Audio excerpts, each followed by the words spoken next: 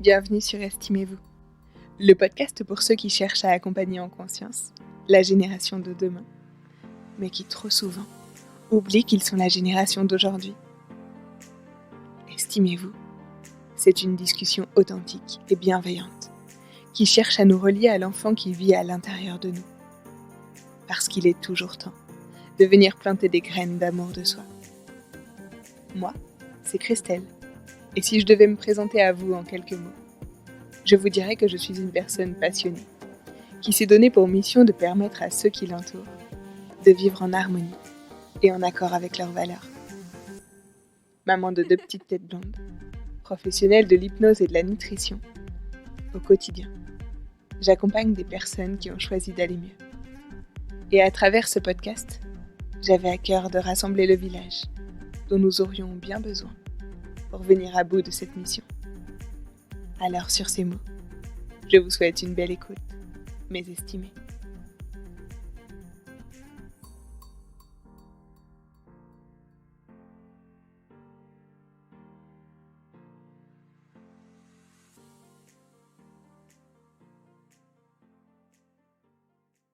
Bonjour Élise. Bonjour Christelle. Merci d'avoir accepté de venir témoigner et discuter avec moi sur ce podcast. C'est un plaisir. Pour commencer déjà, je voudrais te demander si tu le veux bien de te présenter, de nous dire qui tu es, ce qui t'anime dans la vie et les personnes qui la partagent. Bien sûr.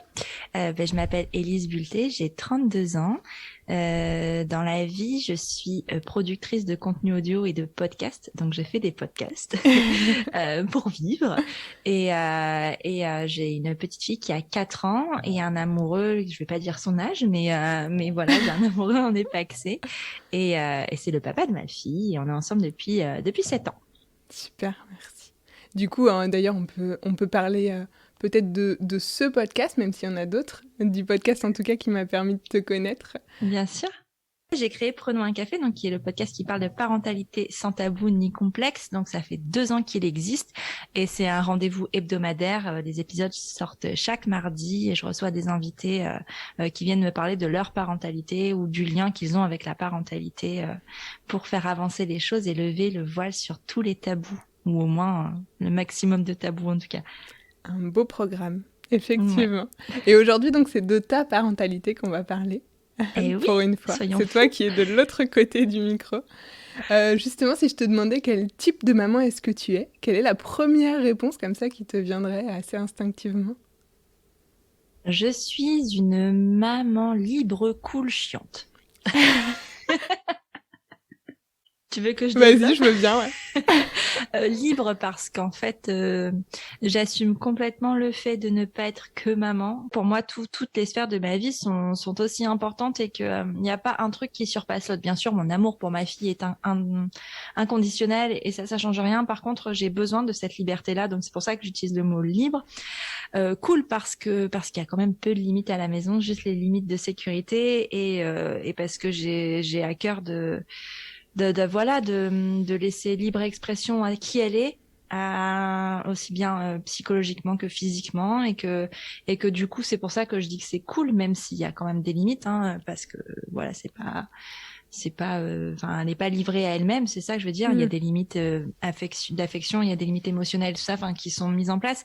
Mais c'est en ça que je trouve ça cool et chiante parce que j'ai peur. Parce que je suis ce genre de maman peureuse, quand elle va trop vite en trottinette, je vais pas bien. Et donc je suis un peu chiante sur ça parce que j'ai envie de lui laisser la liberté d'exprimer, mais parfois j'ai du mal à réprimer un peu mes peurs. Sur ça, j'ai peur qu'elle se fasse mal, j'ai peur que voilà, et c'est en ça que je suis un peu chiante des fois. Ok, ouais, il y a ce côté, voilà, la peur qui prend le dessus, quoi, par rapport à ce que tu aimerais. Et justement, tiens, ça vient tout de suite, comme ça, faire écho à un passage que je m'étais noté, si tu veux bien que je lise, un passage d'une newsletter que tu avais envoyé. Dis-moi. Donc, tu avais écrit « Grâce à la maternité, j'ai compris que j'avais un corps et qu'il fallait que j'en prenne soin. J'ai aussi compris que je ne devais jamais passer après les autres et que pour que mon bébé aille bien, il fallait que moi aussi j'aille bien, et que c'était une balance non négociable. Je me suis parfois mise la pression à ce sujet, pensant que si je n'allais pas bien, ça allait détruire mon enfant, mais la maternité m'avait aussi révélé que toutes mes émotions étaient légitimes. Je pense là à la peur que tu évoques. Les plus lumineuses comme les plus sombres. L'important était surtout de mettre les mots dessus, de les exprimer et de trouver pourquoi elles étaient là. Parce qu'elles sont finalement des indicateurs sur ce qui va ou ne va pas chez nous. Sans la maternité, tout ça serait encore un mystère pour moi. Est-ce que tu veux nous expliquer peut-être Je ne sais pas qui a écrit ça, mais c'est magnifique. Oh là là là là, franchement, elle est talentueuse cette personne. Oui, moi je peux le dire, je la trouve très talentueuse cette personne, sur cette manière d'écrire que je trouve toujours très juste et très percutante. Et peut-être, est-ce que tu veux nous dire quel était le cheminement derrière ces mots, si tu as envie? Ouais, bien sûr. Il y a plusieurs choses dans ce passage-là. Il y a ce rapport au corps qui était inexistant avant ma maternité et même encore un peu après, pour être en toute franchise, où j'ai jamais vraiment eu un rapport au corps sain puisque je n'en avais pas de rapport avec mon corps. Okay. J'ai toujours considéré, enfin toujours. Je mets le truc au passé parce que c'est plus tellement le cas, mais que mon corps passait après et c'était juste un instrument qui me permettait de promener mon cerveau. Okay. Parce que pour moi, ce qui comptait le plus, c'est ce que je mettais, et ce que j'exerce d'ailleurs le plus, que je muscle le plus, c'est mon cerveau et pas mon corps. Ça tend à changer, je suis en cheminement, mais c'était ça et donc du coup, ça m'a permis de me reconnecter parce que mine de rien, t'as beau faire ce que tu veux pour ton cerveau et en prendre soin. Et moi, la santé mentale pour moi c'est quelque chose de très très important.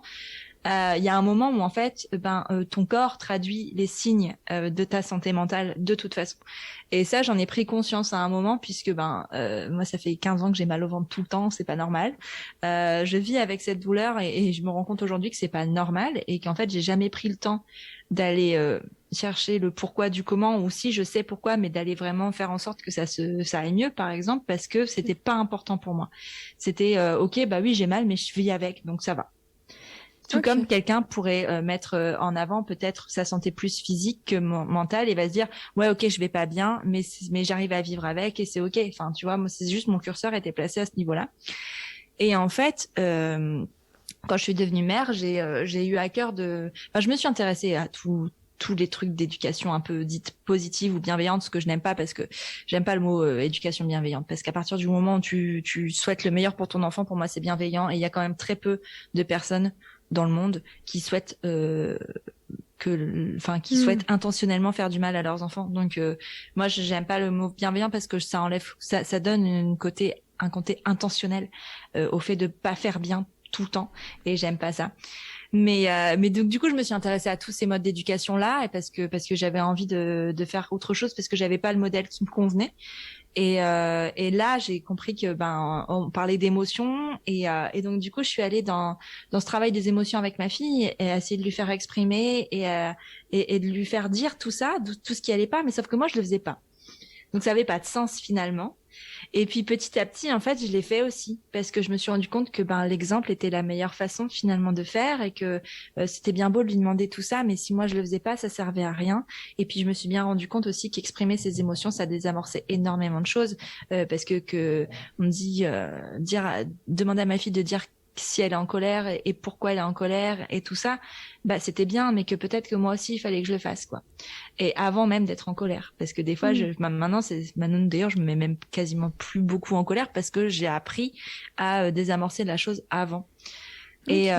Et donc c'est en tout ça en fait que ça a changé beaucoup de choses et ouais il y a beaucoup de choses qui sont dites dans cette phrase dans l'extrait que tu as cité parce que je parle beaucoup déjà comme personne mais mais c'est ça surtout que la maternité moi m'a appris c'est que ok l'expression des émotions de mon enfant c'est important mais en fait les miennes aussi et c'est ça tu vois alors qu'au début quand je suis tombée enceinte peut-être ou même avant dans mon imaginaire la maternité c'était le don de soi et le tout donner pour son enfant et je donne énormément pour mon enfant c'est pas la question c'est que mais du coup j'avais cette impression que peut-être tu te mettais c'était l'enfant et pas toi en fait. Ouais. Toi tu reprendrais ta vie dans 18 ans, tu vois. Et en fait non, pas du tout et c'est ça que j'ai appris quoi, que j'ai appris que oui, elle est importante mais de toute façon pour qu'elle aille bien, il faut que j'aille bien donc moi aussi je suis importante quoi. Ouais, j'adore. Et en plus, tu dis, effectivement, là, tu fais le lien entre, tu dis que dans cet extrait, il y a plein de choses, il y a le rapport au corps et il y a l'émotion. Et en même temps, je me dis qu'on ne peut pas travailler l'émotion sans revenir au rapport au corps et à ce qu'est-ce qui se passe dans mon corps. Donc, effectivement, ce lien, il est tout fait. Finalement, travailler sur Mm. l'écoute et le qu'est-ce qui se passe d'un point de vue émotionnel et mettre des mots, ça t'a obligé un petit peu à réussir à revenir sur, du coup, qu'est-ce qui se passe physiquement, à quel moment je sais Exactement. que je ressens telle ou telle émotion. Donc, Ouais, c'est te ça. reconnecter, quoi. Ouais, alors c'est un long chemin, hein, parce que quand tu as plus de 30 ans de déconnexion, il y a quand même des câbles à reconnecter. Mais voilà, je le mets, c'est mon chantier de ma trentaine, tu vois. Ok. Me reconnecter à mon corps. Je trouve que c'est un beau chantier. Je Ouais, trouve je que trouve c'est, aussi. moi, c'est toujours, voilà, un plaisir d'accompagner ce travail de retour à ce qu'il se passe dans mon corps. Du coup, Ouais. de trouver la réponse en soi plutôt qu'à l'extérieur. Et du coup, je trouve ça génial. Et tu disais, c'est mon gros chantier de la trentaine. Du coup, il y a le travail que tu fais actuellement, et puis Ouais. il y a le travail que tu as pu faire avant. Est-ce que tu veux, je sais que du coup, tu as pu faire un travail thérapeutique au cours de ta grossesse, c'est ça? Ouais, c'est ça. Est-ce que tu veux peut-être nous expliquer ce qui t'a amené à faire ce travail? Eh ben alors, ce qui m'a amené, j'en sais rien, en vrai. Ok. C'est assez mystérieux. Bah, tu vois, c'est ce que je te dis, genre le rapport à mon corps et le lien, c'est mon chantier de la trentaine. Alors le chantier de la vingtaine, il a été très psychologique et Ok. très. Bah, je te disais, mon cerveau, ça a toujours été mon outil préféré, on va dire. Et en fait, ouais, j'ai fait. Bah, quand je suis tombée enceinte, donc en 2016, il y a 5 ans. Alors, ce bébé était désiré, voulu et tout ça. Par contre, ce que je m'attendais pas à tout ce que ça allait enclencher chez moi. En fait, j'ai pris un jour de juin 2016, j'ai pris mon téléphone parce que je sentais qu'il fallait que je débloque des choses, en fait, que j'allais pas tellement bien, mais je savais pas pourquoi. Et donc j'ai pris mon téléphone, j'ai regardé sur internet psychologue Lille et j'ai pris un numéro et j'ai appelé pour prendre un rendez-vous. Ce que je ne savais pas au moment où je prenais ce rendez-vous, c'est que j'étais enceinte. Ok. J'étais enceinte et je ne le savais pas encore. C'était le tout début. Hein. Je pense que ma fille devait être en balade dans mes trompes de Fallope. Hein. Vraiment, on était sur le début. Hein. Et j'avais pas. C'était dans les 2 premières semaines, quoi, puisque j'ai appris ma grossesse assez tôt, finalement, avec un retard de règles assez classique. Donc c'était très tôt dans tout ça. Et ouais, j'ai pris mon téléphone pour prendre un rendez-vous chez une thérapeute et sans trop savoir pourquoi, parce qu'au téléphone, même le rendez-vous, bah pourquoi? Bon, je sens que j'en ai besoin, mais je sais pas exactement pourquoi. Donc le rendez-vous était pris pour, je crois que il y avait un mois d'attente, un mois de délai, un truc comme ça. Donc entre-temps, j'ai appris ma grossesse. Et quand je suis arrivée à ce rendez-vous, elle m'a demandé de lui raconter un peu ma vie, tout ça. Bah en fait, alors quand j'ai pris le rendez-vous, je le savais pas, mais en fait, je suis enceinte. Et je crois que ça a été le point de départ du coup d'un travail. Et donc, ben, j'ai parlé de ma relation avec mes parents, de mon enfance et tout ça. Et en fait, finalement, j'ai été amenée à faire un travail global sur l'éducation que j'avais reçue, sur qui j'étais, mais qui j'étais par rapport aux personnes qui m'avaient élevée, par rapport à l'entourage dans lequel j'avais évolué, pour en fait devenir la mère que je voulais être. Parce qu'en fait, au fil de enfin, quand je suis tombée enceinte, j'avais pas forcément d'idée de la mère que je voulais être parce que j'ai pas cette capacité moi à me projeter dans l'avenir. Je ne me projette jamais. Ok. C'est peut-être je sais pas si c'est un défaut ou une qualité. En tout cas, c'est ce que je fais, c'est ce que je suis. J'ai vraiment du mal à me projeter. Donc, quand j'ai eu envie d'avoir un enfant, moi, je me voyais enceinte. J'avais envie d'être enceinte, mais j'avais pas forcément envisagé qu'après il y avait un enfant. Ok. Même si je le savais, Oui. mais voilà, j'avais pas préparé l'éducation que je voulais donner à ma fille. Enfin, je savais pas que c'était une petite fille, mais à mon enfant, ça j'avais pas préparé. Comme j'étais enceinte, j'ai pas spécialement préparé mon accouchement non plus. Enfin, c'était trop loin. Ok. Et c'est des choses comme ça que je fais pas. Mais là, par rapport à l'éducation de ma fille, il y avait des choses quand même qui étaient importantes pour moi. Il y avait des choses qui sont sorties comme ça, que j'ai revendiquées. Même, enfin, je voulais qu'on me laisse faire les choix que j'avais envie de faire. Je voulais que personne autour de moi intervienne. Et j'ai ressenti aussi ce besoin de protection, mais vraiment très très fort envers le bébé que j'avais à l'intérieur de moi. et je suis devenue quelqu'un de... C'est simple, toutes les personnes qui m'avaient fait du mal dans ma vie, je voulais plus qu'ils m'approchent pendant ma grossesse, en fait. Ça a été très violent, mais qui m'ait fait du mal intentionnellement ou pas intentionnellement. Enfin, même des choses que je savais pas, par exemple. Enfin, c'est mon inconscient qui a vraiment fait le travail pour moi et qui m'a protégée, et je suis devenue imbuvable auprès de certaines personnes, ça c'est sûr. Je sais que j'ai fait beaucoup de mal à des gens avec mes propos, notamment ma maman. On en a discuté depuis, donc je sais que je peux peut-être le dire, mais j'ai été très très violente à son égard, et je sais pourquoi. Hein. Ça a été ma forme de rejet et d'émancipation aussi à ce moment-là, puisque j'avais pas fait de crise d'ado, par exemple. J'avais pas fait de tout ça. Moi, je me suis jamais émancipée avant d'être enceinte. Donc ça a été le moment que mon cerveau, mon corps a choisi pour m'émanciper. Et puis ouais, j'étais très catégorique sur certaines choses. Et j'avais vraiment envie d'imposer mes envies et mes opinions. Et j'avais l'impression qu'avant, en fait, j'avais jamais eu l'occasion de le faire, en fait. Ok, il y avait une affirmation, là, une possibilité d'un coup de t'affirmer, quoi. Du coup, Ouais, c'était un c'est peu ça, ça. de devenir. Mais en fait, tu sais, comme mon statut allait changer, tu vois, je devenais mère. T'as pas la même place dans la société en devenant mère qu'en l'étant pas, et qu'en étant fille. En fait, c'est surtout ça. À Ouais, un ok. moment, avant d'être mère, t'es fille d'eux. Et moi, j'ai été fille d'eux toute ma vie, enfin une grande partie de ma vie, vraiment catégorisée comme ça, en étant la fille de quelqu'un et pas en Ok. étant vraiment moi. Parce que j'ai grandi dans un environnement qui fait que c'était comme ça, qu'il y avait beaucoup de gens autour de nous, et que mes parents étaient des gens assez connus dans le milieu dans lequel on évoluait, en tout cas. Ok. Et donc du coup, j'ai toujours été la fille d'eux. Et jusqu'à ce que je parte un petit peu, parce que je suis partie après à l'étranger, dans ma jeunesse et tout ça, et j'ai eu besoin de ça. Il fallait que je le fasse pour plus être la fille d'eux. Mais quand je suis revenue, ben c'était un peu, ça avait un peu recommencé tout ça, et le fait de devenir mère, ben j'étais plus la fille d'eux, je devenais la mère d'eux, et pas la mère de la mère, hein, mais C'est vrai que dit comme ça, on peut réfléchir. Moi, j'aime bien le sens des mots, lire, tu sais, ce qu'il y a sous les...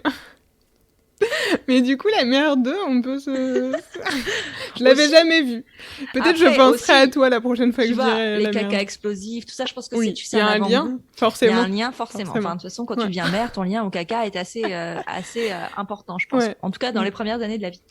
Et mais donc du coup, je devenais la maman de quelqu'un, et donc ça me donnait quand même une autre position, et une position de peut-être de force, puisque je décidais moi de ce que je voulais donner à mon enfant à venir, et c'était autre chose du coup qui se jouait, et je pense que j'ai besoin d'être accompagnée pour ça, parce que j'entrais dans un monde que je connaissais pas tout simplement, et j'ai eu besoin d'analyser tout ça, et de revenir aussi sur des éléments de mon passé, de mon enfance, même de ma vie de jeune adulte, qui avaient été assez traumatiques, pour comprendre que j'avais une place, que ce qu'on n'avait pu me reprocher à un moment, c'était pas forcément de ma faute, que j'étais quelqu'un de bien aussi, et que je n'allais pas casser mon enfant, et que j'allais pas lui faire de mal. Et c'est peut-être un peu C'est fort, compliqué hein, non, ce que à tu dis. comprendre. Ouais, mais c'est Comme... peut-être compliqué à comprendre sans avoir tout le contexte, et c'est peut-être un contexte que j'ai pas envie d'amener, et je peux comprendre que ce soit difficile, mais ça fait partie d'une vie privée qui ne concerne pas que moi, donc je ne peux pas, Oui, bien sûr. évoquer tout ça, parce que c'est pas juste ma vie, c'est la vie d'autres personnes, et donc du coup je préfère pas en parler, mais ouais, il y a eu un Mm. moment dans ma vie où ça a été un peu compliqué. Mais c'est... alors voilà, je comprends complètement le fait de ne pas vouloir rentrer dans le détail de ce qui s'est passé. Par contre, je trouve ça très intéressant et très important, finalement, ce travail thérapeutique qui t'a permis, voilà, à la fois de réparer quelque chose, si j'entends, et puis à la fois de enfin devenir toi, tu utilisais Mm. vraiment ce terme, et pouvoir enfin t'affirmer comme maman de, et à la fois comme Mais pas Élise tout que, court, voilà, ouais, voilà, c'est et ça. à la fois comme Élise simplement. Donc, bah super. Est-ce que tu dirais justement que... alors c'est difficile hein, de se projeter parce qu'on pourrait mettre plein de si tout le temps, mais euh, aujourd'hui, sur quoi tu t'imagines différente, enfin, qu'est-ce qui aurait pu se passer différemment selon toi s'il n'y avait pas eu ce travail? Je pense que j'aurais fait une dépression du postpartum. Ok. Parce que j'ai vécu un postpartum qui était compliqué parce que je me projette pas. Parce que du coup, je n'ai pas préparé mon postpartum. Donc physiquement, ça a été dur. Mais je pense que si j'avais pas solidifié le mental, si j'avais pas solidifié ça, ça aurait pu être catastrophique en fait. Et ça aurait pu aller plus loin. Parce que finalement, j'ai mal vécu mon postpartum d'un point de vue physique. Je me suis sentie seule aussi. Parce que pas d'entourage proche autour de moi et que, enfin, pas la vie que j'ai aujourd'hui en tout cas. Et je pense que oui, j'aurais pu faire une dépression du postpartum si j'avais pas fait ce travail-là. Parce qu'en fait, c'est un travail que j'ai fait pendant ma grossesse, mais qui s'est poursuivi aussi après. Quand j'ai accouché, j'ai laissé le temps de récupérer. Et après, je suis retournée la voir pour parler, pour faire un bilan finalement de ce qu'on avait préparé ensemble pendant ma grossesse, sur ce qui s'était passé à la naissance de ma fille et sur comment moi j'envisageais les choses. Mm. Et du coup, ça a duré encore 9 mois. Et le nombre est assez rigolo, c'est que ça a duré encore 9 mois après l'arrivée de ma fille. Donc, ça a Ah, duré 9 mois de grossesse plus 9 mois après. Donc, super. 18 mois en tout de cette thérapie avec la pause pour la Ouais. naissance, quoi. Elle est jolie cette symbolique, Ouais, effectivement. elle est jolie et moi je vais le dire hein, parce que je le dis souvent, mais moi je crois pas au hasard. Donc, enfin, je vois vraiment que ça c'est important. Enfin, et il y a un moment où, de toute façon, à 9 mois, je trouve aussi qu'il y a quelque chose qui se joue différemment avec les bébés, que le lien commence à être différemment, qu'on n'est plus juste la personne qui est là pour les besoins vitaux de notre enfant et Mm. qu'il y a autre chose qui se joue plus émotionnel, plus psychologique et plus tout ça.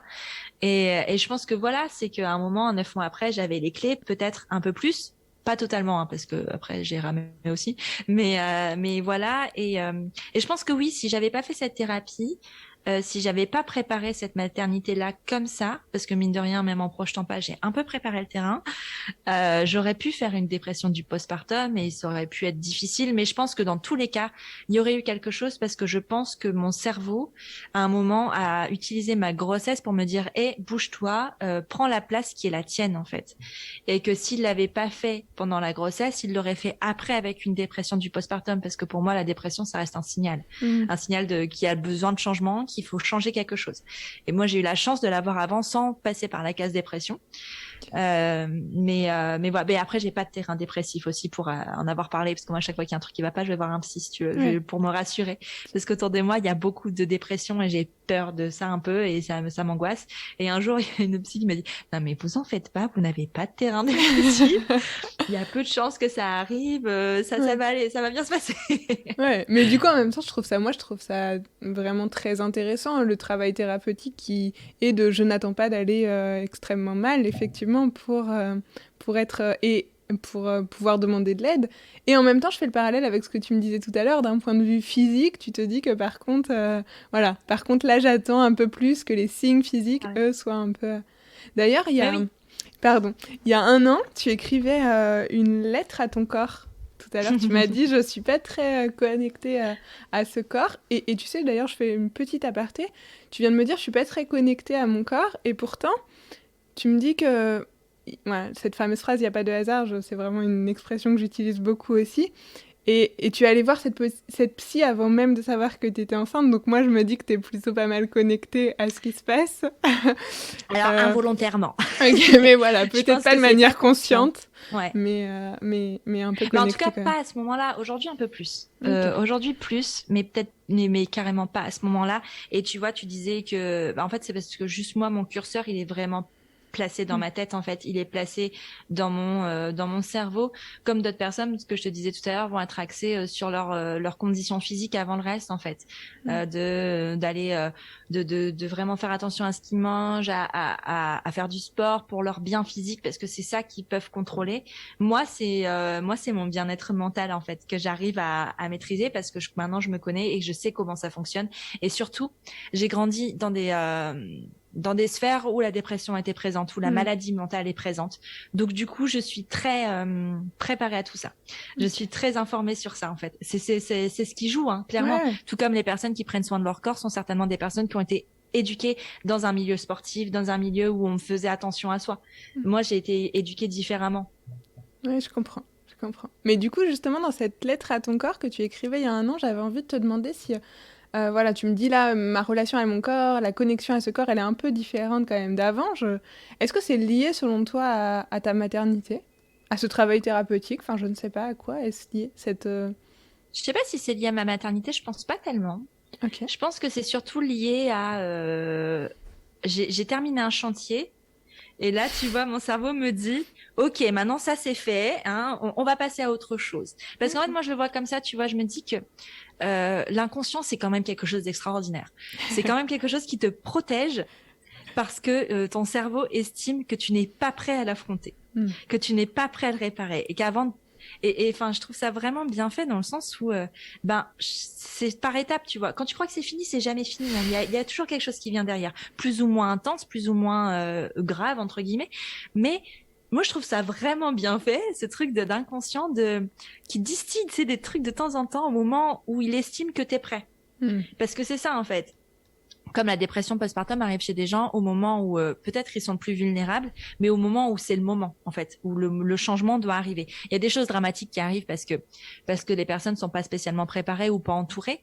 Mais c'est pour ça que j'ai à cœur de faire de la prévention aussi sur ça, parce qu'en fait la dépression postpartum, quand elle est soignée et prise à temps, bah en fait il y a des choses merveilleuses qui en découlent. Il y a des choses vraiment très chouettes qui en sortent une fois la guérison arrivée. Mais pour ça, il faut entourer les gens. Ça se fait pas tout seul. Mais et c'est pareil en fait pour le corps. Je pense qu'au bout d'un moment, mon cerveau s'est dit OK, on a fait assez de taf là-dessus. Hein, on va passer à ce qui se passe vraiment parce que à l'intérieur, enfin c'est pas normal d'avoir mal, c'est pas normal de ceci et de voilà, c'est que j'étais prête à ce moment-là surtout et je pense pas que c'est un lien vraiment avec la maternité. C'est plus la continuité des choses. Ouais, je pense. Ça marche. Ah, je vais finir ma vie au top on fire, moi. Et puis bon, sur le côté, je suis prête, évidemment, je pourrais que aller dans ton sens. Enfin, j'ai pas d'autres. Souvent, je dis ah, tu parles à une hypnothérapeute, donc du coup, l'inconscient, ça me parle un peu. Ouais. Et je dis souvent aux gens voilà, s'il y a des choses qui ressortent au cours des séances, c'est qu'on est prêt. Sinon, c'est qu'on n'est pas prêt. Ça peut être douloureux, mais c'est qu'on est prêt. Quand on n'est pas prêt, ça ressort pas. Effectivement, des fois, et on a besoin de se protéger de certaines choses. Donc, ouais. Ah, c'est bien fait, hein. Le corps est merveilleux. Mais carrément. Parfois, on lui fait pas assez confiance, mais pourtant, il est assez fou. Si je te demandais, quel souvenir te fait te sentir particulièrement coupable depuis que tu es devenue mère ? Qu'est-ce qui te viendrait comme ça ? Eh bien, aujourd'hui, il n'y a pas grand-chose. Ok. Aujourd'hui, rien. En fait, j'ai du mal avec ce sentiment de culpabilité. Enfin, c'est quelque chose que j'ai ressenti pendant très longtemps pour plein de sujets. Et plus aujourd'hui. Ok. Plus aujourd'hui parce qu'en fait, je vois pas. Enfin, j'ai toujours donné le meilleur de moi avec les moyens que j'avais à un moment T. Et je pense que j'ai arrêté de me sentir coupable le jour où j'ai pardonné à ma maman d'avoir agi. Parce que de certaines façons avec lesquelles j'étais pas spécialement d'accord avec le recul, parce que j'ai compris qu'elle avait agi avec les moyens qu'elle avait au moment T. Donc à partir du moment où j'ai pardonné ça, je pense que je me suis plus jamais vraiment sentie coupable. Ok, c'est chouette. Il y a des moments où je suis un peu coupable quand je suis en train de boire un verre avec mes copines et que je suis pas à la maison, mais en fait souvent ma fille elle dort, donc en fait elle en a rien à faire. Et puis je vois bien que ça change rien à son développement et au contraire en fait elle est contente de me demander comment ma soirée s'est passée. Et il y a des moments où je suis peut-être non, je me sens pas vraiment coupable de quoi que ce soit en fait. Je sais que je fais des erreurs comme tout le monde. Je sais que j'en ai fait des erreurs comme tout le monde, mais je me sens pas coupable de ça parce que c'est la vie en fait. Ok. Super, bah, c'est plutôt un beau cheminement du coup d'avoir laissé cette culpabilité que j'entends moi l'image de voilà, elle me traverse quoi. Elle me traverse parfois par un moment et puis mais j'arrive facilement à la laisser passer quoi. Bah c'est ça. Si il y a des moments je dis pas je dis à mon mec avant de dormir, tu penses vraiment que je suis une bonne mère et voilà, mais parce que je suis humaine et que ça m'arrive et que voilà et parce que c'est quand même assez sain de se poser la question, je pense, de savoir si on fait bien, si tout va bien, de prendre un peu la température de ce qui se passe, la météo un peu de la maison, mais ça reste pas. En fait, je culpabilise pas sur quoi que ce soit. En fait. Mais c'est plutôt le bon versant, on va dire, de la culpabilité. C'est qu'effectivement, elle fait se questionner, elle fait réfléchir à est-ce que je fais bien, mais tant qu'elle n'est pas envahissante, c'est plutôt positif. Ok. Oui. Et du coup, à l'inverse, alors peut-être que c'est un peu ce que tu viens de nous dire, hein, mais j'allais te demander de quoi tu es le plus fier. Mais peut-être que c'est déjà ça, d'avoir fait de ton mieux. Ou est-ce qu'il y a autre chose? Ouais, en vrai, je suis fière de beaucoup de choses Ouais. parce que je pense que c'est important de l'être. Parce qu'on a tendance à penser que être fier de soi, c'est être prétentieux, c'est penser être mieux que tout le monde, alors que pas du tout. Je me compare à personne. Mais juste, quand je regarde le chemin parcouru sur ces 4 dernières années, ouais, on va dire 5, puisqu'on va compter la grossesse dedans, sur ces 5 dernières années, il a été quand même assez énorme. Et finalement, à l'échelle d'une vie, c'est vraiment peu 5 ans. En fait. C'est pas grand-chose. Et la personne que je suis aujourd'hui, la mère que je suis aujourd'hui, jamais j'aurais imaginé être comme ça quand je suis tombée enceinte. Jamais de la vie. Ok. Et ce que je trouve assez, moi, dont je suis fière, c'est la cohésion qu'il y a au sein de ma famille, en fait. C'est le fait que ma fille va bien, que on est une bonne team avec mon amoureux, que ça se passe super bien. Elle va bien et on arrive à gérer les moments où ça va moins bien, les moments où c'est compliqué. Après, on n'a peut-être pas vécu non plus de trucs très compliqués. Enfin, si, on a vécu le burn-out de mon amoureux pendant 1 an et demi quand même. Ouais, C'était pas quand même. c'est pas une période facile, mais mais aujourd'hui tout va bien et je pense que ouais, je suis assez fière de ça parce que c'est justement parce que j'ai travaillé sur moi, je pense, parce que j'ai pris soin de moi que ça va bien. Parce que si j'allais pas bien, ben en fait, je pourrais pas me focus sur ma fille, je pourrais pas me focus sur ce qu'il y a autour de moi en fait. Je pourrais pas prendre soin d'elle comme je prends soin d'elle aujourd'hui en fait. Ok, tu utilises justement ce terme-là, prendre soin de moi. Alors, tu nous as parlé voilà, du travail thérapeutique. Est-ce qu'il y a autre chose dans l'idée de prendre soin de moi? Toi, du coup, comme ça, les choses qui te viennent. Prendre en compte mes besoins. Ouais. C'est-à-dire que là, je ressens par exemple en ce moment que j'ai besoin de 2 jours seule. Ouais. Je le sais. Là, je le sens. La dernière fois que c'était arrivé, c'était juste avant, excellent timing, hein, juste avant le premier confinement. Et donc, je suis partie en week-end seule. Depuis, ben, l'occasion s'est pas présentée spécialement, mais là, je sens que j'ai besoin de ça. J'ai besoin d'un week-end, de quelques jours où je sors de ma maison et je ne suis plus une mère ni une amoureuse pendant 2 jours. J'ai besoin de ça. Pourtant, je suis pas dans un schéma familial où je donne beaucoup, ou enfin beaucoup, si je donne beaucoup, comme tous les parents, je pense, mais où je me sens enfermée, par exemple. Enfin, j'ai beaucoup de liberté. Je vois mes copines très souvent, par exemple. C'est pas quelque chose que je dois planifier 3 semaines à l'avance. C'est vraiment, ça arrive 1 voire 2 fois par semaine. Je me sens pas enfermée dans quoi que ce soit, dans une charge mentale particulièrement envahissante, même s'il y en a une, mais que je tolère bien et qui me convient. Euh, donc je me sens pas enfermée là-dessus, mais j'ai besoin de me retrouver avec moi-même en fait, tout simplement. Oui, Et ouais. Et donc c'est pas du la coup, même je pense chose. que c'est ça. Pardon. Non, C'est pas la c'est même pas chose pareil. pour moi. Même si en soi, même à la maison, enfin, j'ai des soirées avec moi-même, dans le sens où Alice, elle dort à 8h30, 9h, grand max, Alors il y a plus ça, personne. tu sais, dans un podcast sur la parentalité, est-ce que tu as le droit de dire ça? Est-ce que J'ai le vraiment... droit de dire parce que pendant 4 ans, c'était pas le cas. Hein. Enfin, je dis pas 4 ans, mais pendant un long moment, et jamais, mais tu vois, c'est pour ça que je te dis bien mon rapport à la maternité aujourd'hui, parce que j'ai pas oublié. Oui. J'ai vraiment pas oublié les moments où à 23h, ma soirée commençait. J'ai vraiment pas oublié ça. Non, et puis... J'ai pas oublié les réveils nocturnes, moi, qui m'ont poursuivi pendant plus de 3 ans et demi. J'ai pas oublié tout ça, en fait. Et c'est pour ça que je pense, je savoure le fait d'avoir une soirée qui commence à 20h30, 21h.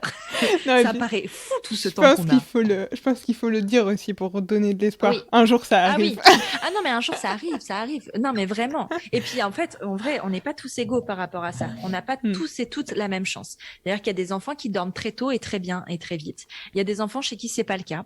Et il faut jamais sous-estimer ce que le manque de sommeil peut donner. Et aujourd'hui, je me permets d'aller bien et je me permets de pouvoir avoir cette réflexion-là parce que j'ai du temps entre 21h et 23h. C'était pas le cas avant. C'était vraiment pas le cas avant. Et puis, il y a beaucoup de choses qui ont changé. Enfin, là, elle a 4 ans. Il y a quand même vachement plus d'autonomie. Elle fait des trucs seule. Et des fois, même moi, j'ai envie de jouer avec elle et elle ne veut pas. Quel enfant ingrate, déjà. Vraiment ingrate. Toutes ces années où elle m'a forcé à faire des trucs et puis maintenant... Et elle te prête pas ses Playmobil, franchement. Elle me prête pas ses Playmobil. Non, à la limite, ça me dérange pas parce que j'aime pas ça.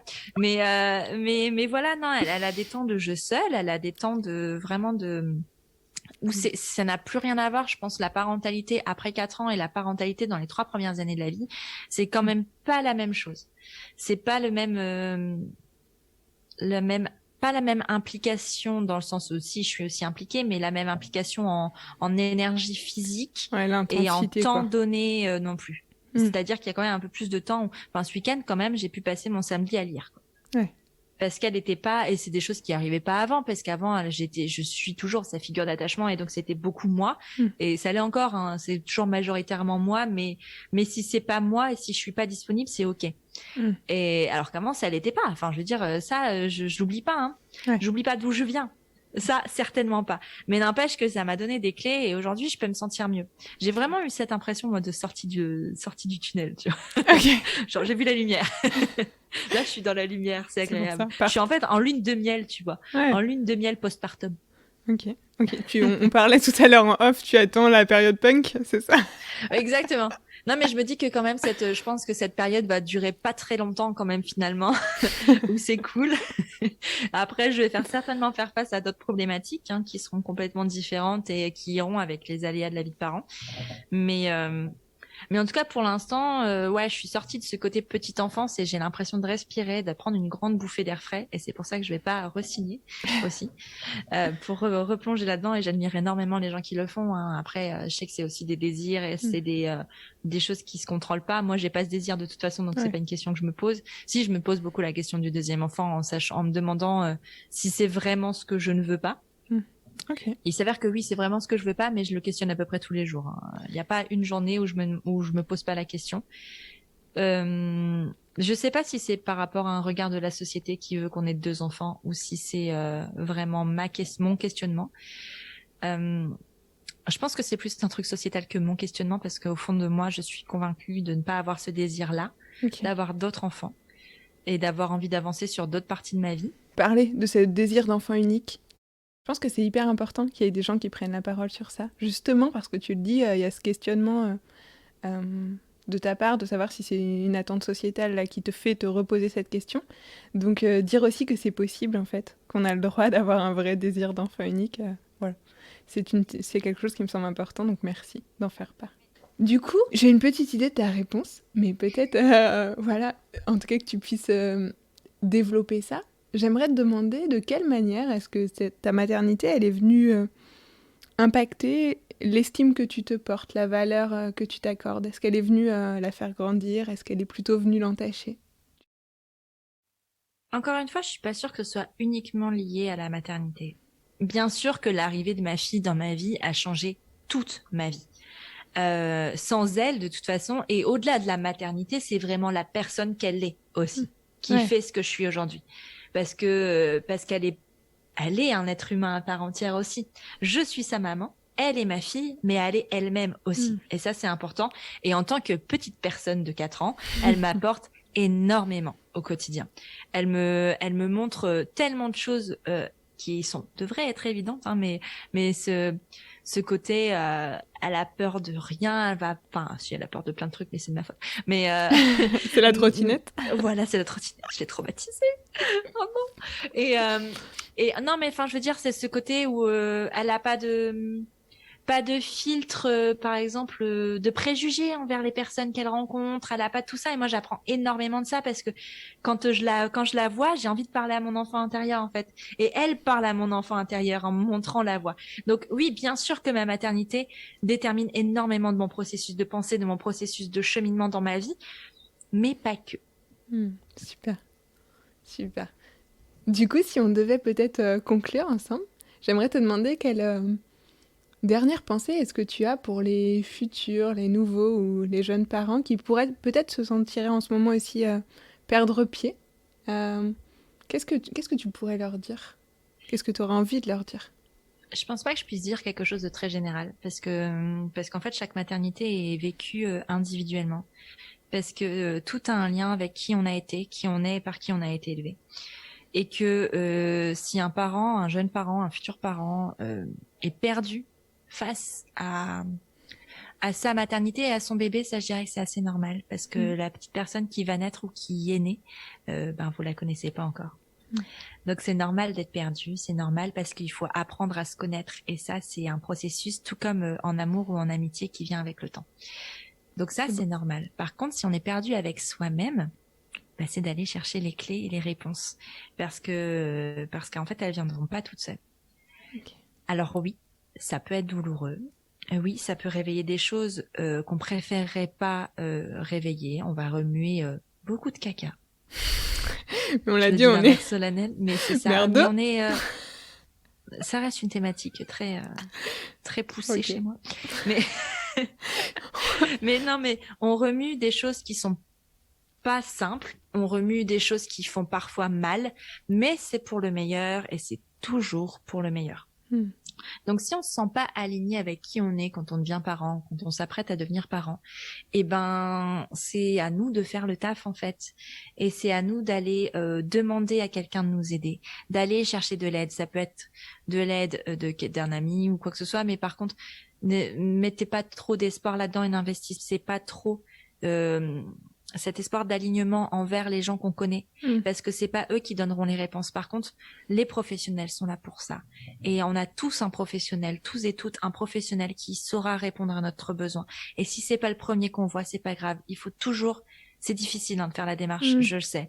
Mais si le premier convient pas, il y en aura un deuxième. Et si le deuxième convient pas, il y en aura un troisième. Et il y a un moment, il y aura une pratique, un professionnel ou une professionnelle qui sera adapté à vous. C'est pas forcément la psychothérapie. C'est pas forcément, il y a plein de façons de faire. Il y a énormément de façons de faire, de façons de travailler sur soi. Et en travaillant sur soi, vous vous alignerez forcément, parce que vous comprendrez vos désirs et vos envies. Et c'est une fois qu'on comprend les choses, qu'on a l'information, qu'on peut avancer avec. Et sans ça, on peut pas le faire. Donc voilà, il n'y a pas de conseil général dans le sens il faut faire ci, ça, ça, ça. Parce que je pense pas avoir la clé, j'ai pas la bonne réponse pour tout le monde. J'ai eu la réponse pour moi, c'est déjà pas mal. Mais s'il y a besoin de réponse, s'il y a cette question-là, il faut s'orienter vers des personnes qui pourront vous aider. Super, mais je trouve que c'est un chouette conseil, effectivement. Et puis de rappeler ce que tu dis là, c'est d'une justesse, je trouve importante de rappeler que oui, il y a le professionnel qui nous correspond.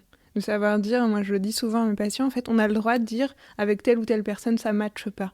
Les gens qui sont face à moi, qui viennent pour un premier rendez-vous, ils ont le droit, je leur dis, il n'y a aucune obligation qu'on se revoie. Enfin voilà, c'est important de se dire ça en fait. Ça a le droit de ne pas matcher avec une personne, et par contre, il faut trouver la personne avec qui j'arrive à travailler, j'arrive à avancer en fait. Donc ouais, super. Et puis ça, c'est valable en santé mentale, mais en suivi médical plus physique. Tout. Un gynécologue, une sage-femme, un médecin généraliste, un chirurgien, peu importe en fait. Enfin, chirurgien, c'est difficile de changer d'avis une fois qu'on est sur la table d'opération, certes, mais... Ouais, mais on a le droit, tu vois, si j'ai le parallèle, du coup, moi, je reçois des patients avant chirurgie de l'obésité, par exemple, qui me disent « Ah, mais je sais plus, en fait, si j'ai envie d'être opérée. » En fait, je leur dis, c'est pas parce que vous avez fait ce rendez-vous avec le chirurgien que vous n'êtes pas encore sur la table, en fait. Enfin, vous avez le droit encore de dire stop, en fait. C'est à tout moment, on peut dire, peut-être je me suis trompée, en fait, peut-être je veux plus. On a le droit de se tromper, on a le droit à l'erreur dans tous les sujets. On a le droit à l'erreur professionnellement, on a le droit à l'erreur personnellement, en maternité, on a le droit à l'erreur.